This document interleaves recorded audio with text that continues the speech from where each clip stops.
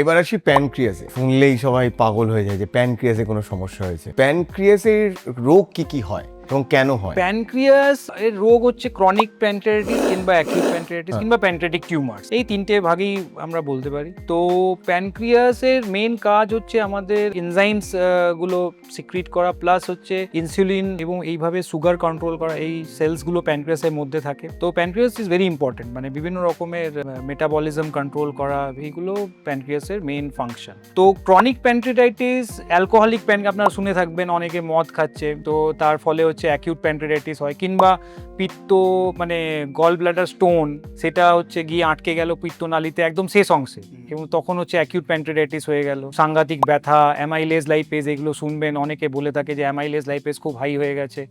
তো সেটা হচ্ছে অ্যাকিউট প্যানক্রিয়াটাইটিস। ক্রনিক প্যানক্রিয়াটাইটিস হচ্ছে যখন হচ্ছে অনেক দিন ধরে হচ্ছে একটা ইনফ্লামেটরি কন্ডিশন প্যানক্রিয়াসে হচ্ছে, এই মদ খাওয়ার জন্যই।